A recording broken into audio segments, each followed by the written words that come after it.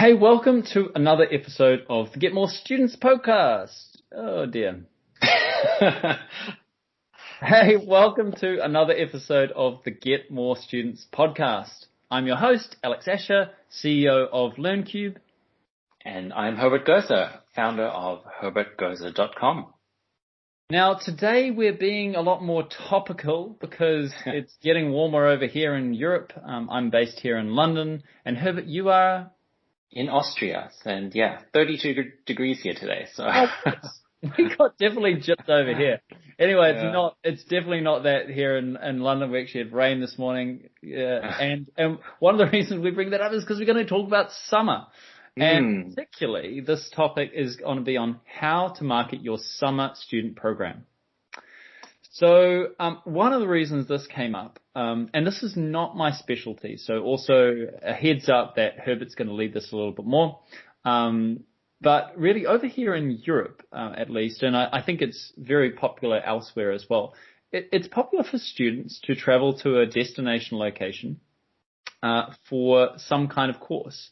Now, in our case, we're probably more familiar with language courses for summers, but I know in Germany, for example, summer courses for tutoring are also incredibly popular. Actually, you'd think they'd be even more popular this year with so much disruption happening with a lot of schools and a lot of parents feeling particularly, underwhelmed or actually incredibly frustrated with their own local schools' ability to either get through the curriculum or even help their kids sort of stay on track over this last year. So there's a lot of catch up going on, and it's really kind of hitting home. And what these courses would look like if you're unfamiliar is they might be 2 weeks or 5 weeks go and live in Oxford and learn English, or they might be spend 2 weeks in Barcelona to learn Spanish. Herbert, do you want to tell me a little bit more about the clientele here? What kind of ages we're talking about in particular? Right. I mean, it's quite a broad group, but just from the clients that we work with, we're looking at anywhere between the main target group are children between, say, 9 and 16, 17 years of age. So as you already mentioned, sending them for summer language camps in English, in Spanish, in German, whatever that might be. But there are also lots of other subjects that are being offered, such as programming, arts, whatever that is. Yeah. Totally true. And so these create real opportunities. And so that's one of the fundamental reasons we wanted to talk about it is this is an opportunity for now. And because it's summer, and also because Herbert, you're selling so many of these summer courses, and you have that exposure to it, that you know that this is a product that a lot of people want. Absolutely. Demand is there for travel. People want to get out, and I'm sure parents also want their children to leave the house for a little bit. I mean, not only these in-person courses, but also online summer courses are seeing a bit of a boom. I mean, we're seeing it as well on the LearnCube side. We're often getting approached by language schools or tutoring companies. They're like, hey, we want to facilitate these online, courses. How do we go about it? So, this is something we're definitely exposed to as a mechanism for delivery. And so we thought it's going to be a fun conversation. But equally, as I say, I'm going to be the junior partner by far in this one. It's not something I have quite as much expertise because it's newer for me. Whereas Herbert, this is every summer you've been selling these summer courses.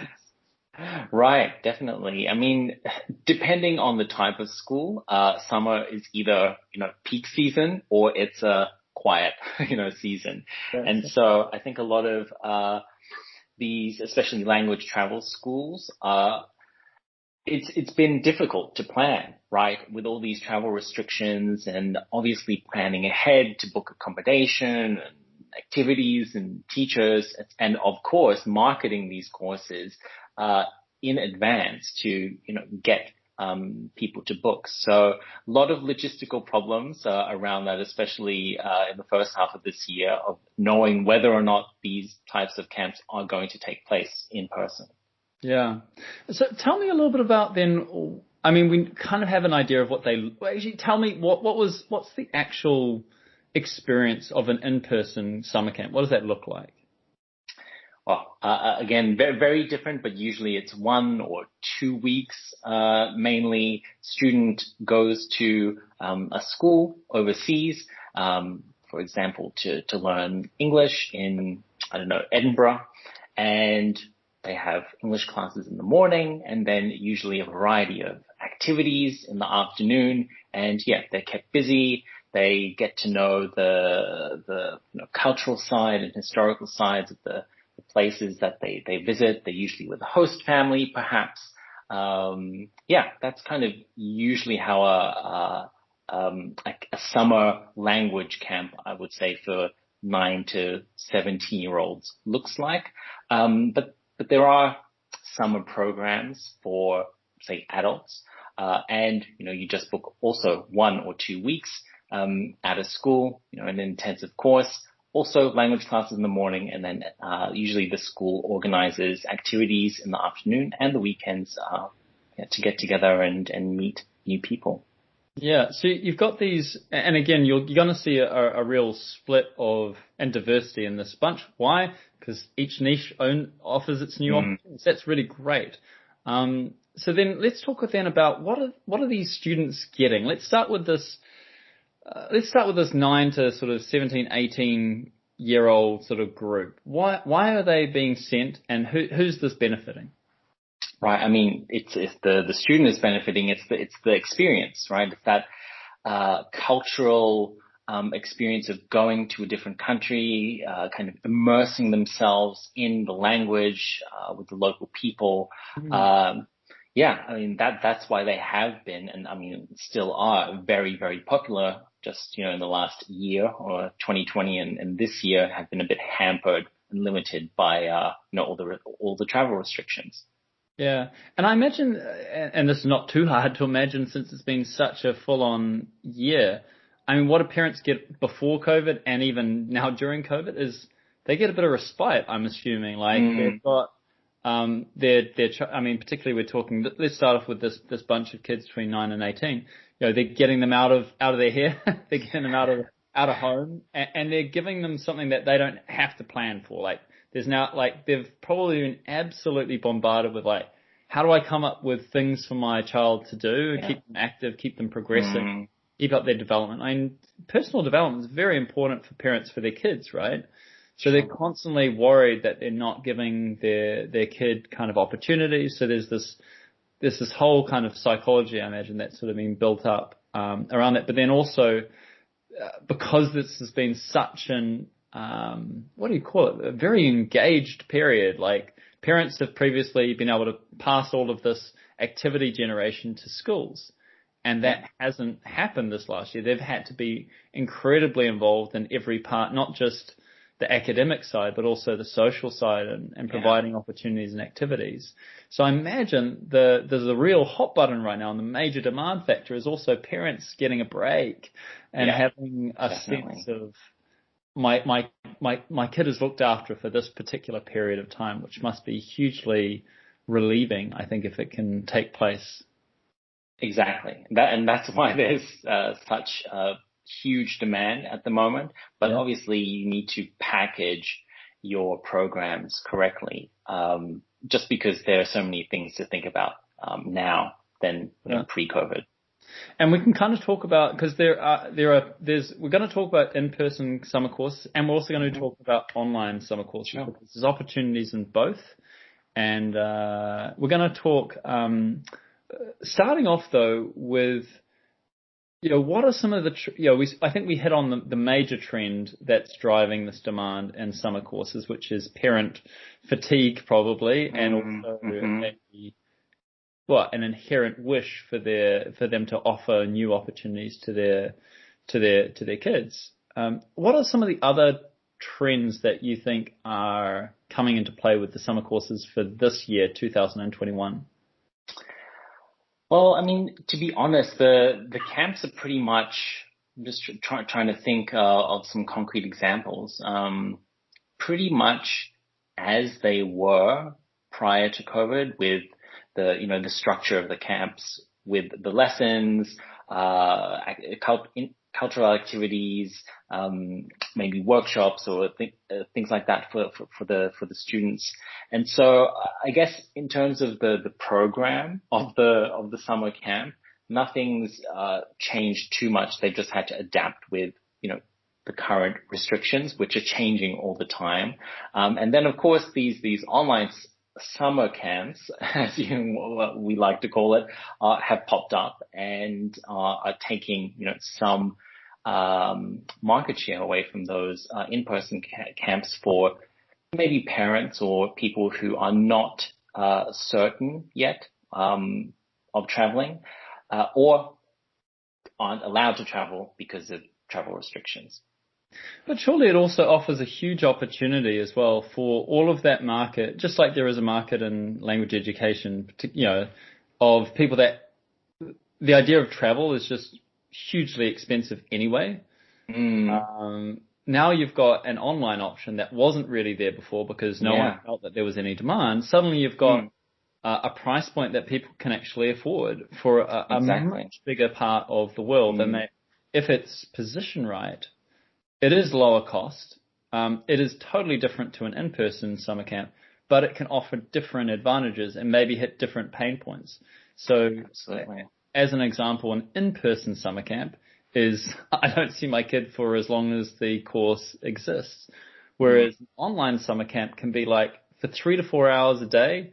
They're not going to do their normal sort of 6 to 8 hours. Like for even 2 to 3 hours, I just know that there's something that they're going to be doing that seems good for them, improves development, and I don't have to come up with an activity during that period. Like that seems like a win for a lot of parents, I would have thought. School holidays are long, and they've probably been made longer, right? Yeah. So you need to fill it up as best as possible. Yeah, so definitely opening up new audiences, absolutely. Yeah. And I think what's really interesting for that is you can treat them as two separate businesses anyway. Both offer great opportunities beyond, the current times. There will be an online summer camp for anyone that maybe price was an issue for beyond this.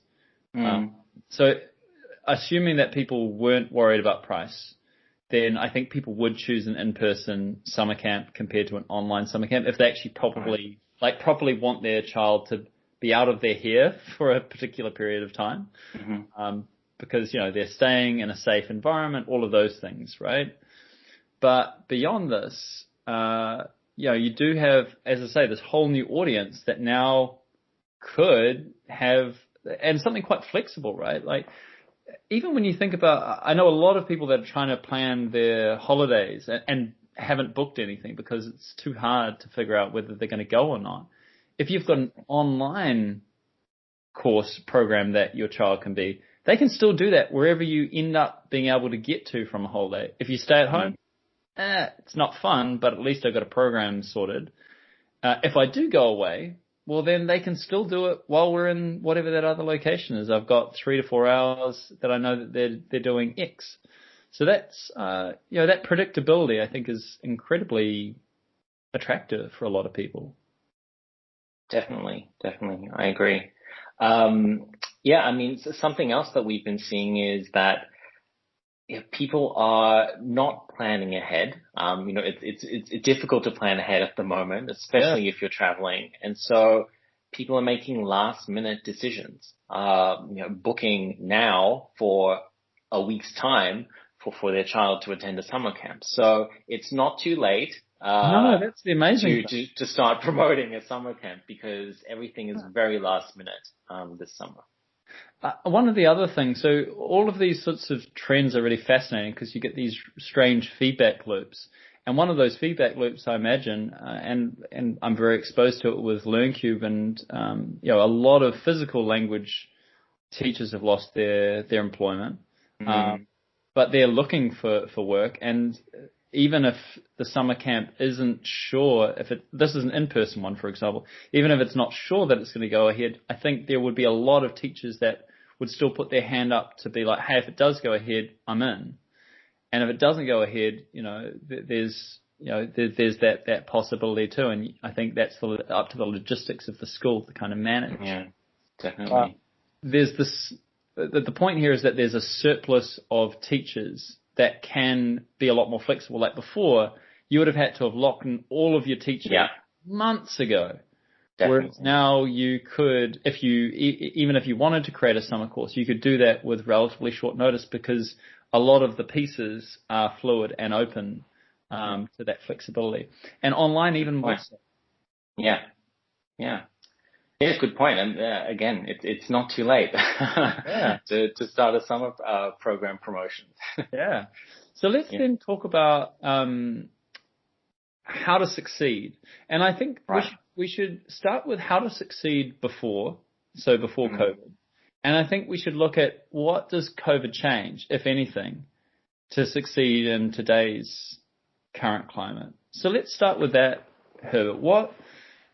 How did summer schools work and win pre-COVID? Like, what were the messages that they needed to get across? What were the pain points and desires that they needed to unlock to be able to really succeed?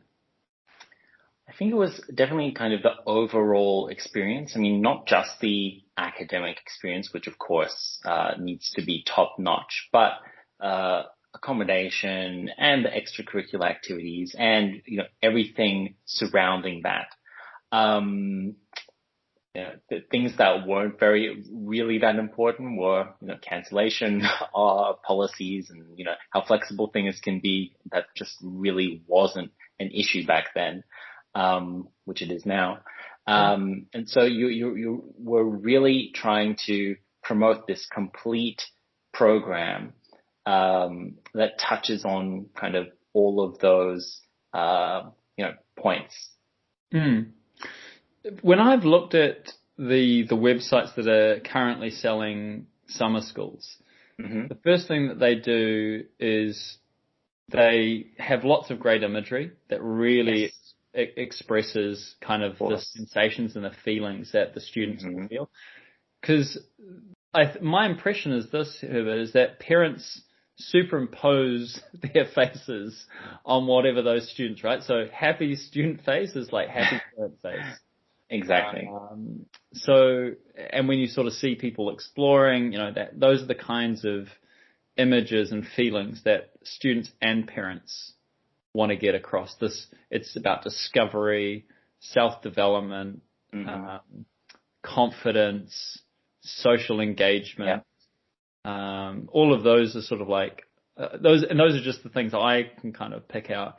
Is there anything else that sort of the feelings that you need to get across with your landing pages, your websites, your ads? I mean, that was a given, that you need to have those amazing photos and videos. I mean, I always talk about it. So, I thought that was kind of like a prerequisite, to succeed is having those really kind of emotional, assets to really show the student experience. What is life like as a student at this summer camp? What are the feelings they go through, meeting new people from around the world, to building their speaking confidence, to really acing whatever their goals. That needs to come across. Happy, smiling faces outside, doing activities, having fun. Yeah, and I think online as well. I think again similar kind of feelings, but probably a different kind of, slightly different sort of mechanism and way that you kind of transfer that. Like, I mean, actually, I'm open to it, Herbert. I mean, when you're trying to sell an online summer camp, do you still have? I mean, there's nothing wrong with still putting pictures of students outdoors because it's about their students. They're in summer. You're trying to get across that message that this is a summer camp. So. You probably could reuse some of those same assets, right? You definitely can, but you obviously need to mix it up with, the assets that show students at their computers interacting, engaging with teachers and other students online. Yeah. And what else is there apart from the online classes? Like Yeah. if you are just selling online classes, like 2-3 hours of, I don't know, English learning, that's not enough. There needs to be more. There needs to be things like, I don't know, virtual activities, tours, meet and greets, games, challenges, maybe an extra one-on-one session or specific workshops. You need to be offering something more than just pure online classes. Yeah, I think that's really important. One of the main reasons as well, when we associate with summer, it's relaxed, right? It's time off. So pushing too hard, like, hey, I know that you've had a hard year and you've been absolutely working super hard. Hey, work really hard again. It's a harder call. Like the idea is it's summer, it's feeling like more relaxed and it's more kind of socializing and part-time. And it's fun as well. Yeah. So probably I mean, look, that's the whole challenge and the whole opportunity for online summer courses, which I think we've certainly felt when we've been sounding this out. There's a big opportunity, and it's up for the creativity of these organizations and the teachers to come up with some great visuals. I do think it's really important to get some good online fun visuals as well. Absolutely. And I think it's got to be just outside of the, like, either it's like, I mean, look, could be in LearnCube, you can make it really colorful and fun and active, but it can't just be, 9 pictures, all of students, waving at the camera. I think it really, with those images more than ever, you need to show a level of interaction and fun. That's much more important than, say, if you're just selling the generic course, which seems a bit more businessy. Do you agree with that? I mean, that's I absolutely agree. Yeah. I mean, I think people have become numb to all those screenshots of Zoom calls with everyone smiling and waving into the screen. So it needs to be different. Maybe show a cooking class or something. So something completely different, that is not like a classroom setting as such, of the students doing something other than learning the language. That's like again, it's only because we have it here. But if you're using LearnCube's whiteboard, don't leave it blank. Whatever you do, fill it with color, and you could even have summary kind of images that are part of that. But and even if you're using another software, no problems. You could even be screen sharing something that is summary and fun and interesting. But either way, there has to be the big sort of part of that image has to be something sort of social and dynamic and colorful. Definitely. Cool.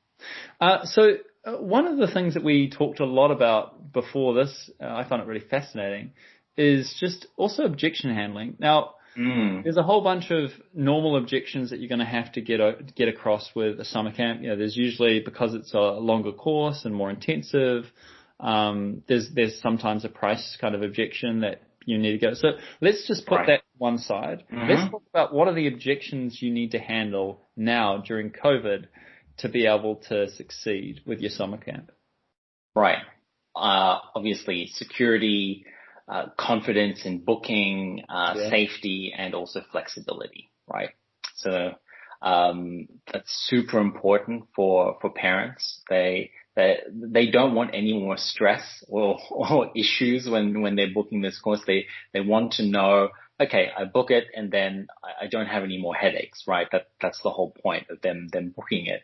And if something were to happen, maybe their country gets on the red list or, the student gets COVID or whatever that is, that, there are very clear, policies and flexible policies in place, to transfer to the next year or for a different course, maybe a different start date, whatever that is, and making that as painless as possible for the customer. Yeah, I think one of the other things that's so important is being very proactive. This is not something. This is not something you keep in.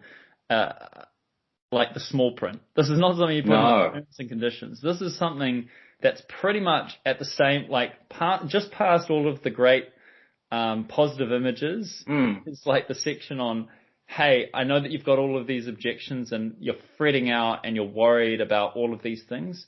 Don't worry, we've already thought about them and this is what happens. And then I'm just like, as a parent, you want me like ticking those boxes off saying, yeah, if this happens, I'm still okay. If this happens, it's not a headache. If this happens, they're really trained and like they're super onto it. They've got all these great processes. If my country changes, they've got these great policies that it means that it can still happen. It just, I might even, and you might even create guarantee policies or we were actually talking about this, Herbert, and was like an upsell insurance policy.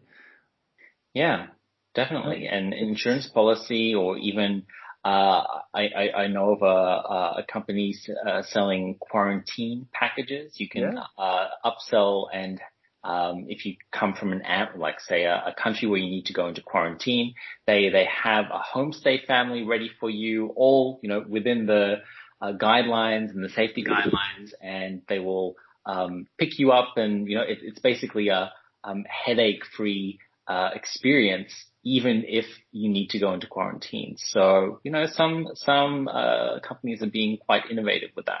Yeah.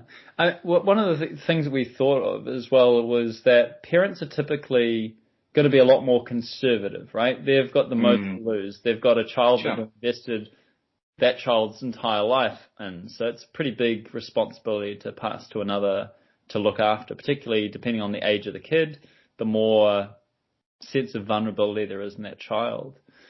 So insurance, I think, is a really important, so it's either guarantee or insurance, but if you don't deal with that, I think it's a major problem because if the worst does happen, it creates a massive nightmare for everybody because then no one knows what's happening and they don't know what's the recompense or what's the situation. If it doesn't happen, then it's fine, but people are going to want to know. They've already done the mental calculation. They're going to want to know those answers. Definitely. So I think better to price it in and package it. So you could even, as I say, I think selling it as an upsell can help you alleviate that problem. And I think also businesses tend to have probably a bit of a better understanding of what the risk ratings are on, like, for example, a status change in a country. You probably know more or less whether that's likely or not. And even if you don't, if you've got enough students, you're able to kind of outweigh that, that risk over a number of students. And I think it is going to be up to the entrepreneurs that take some of those risks that really win. But on the online factor, you've just got different objections.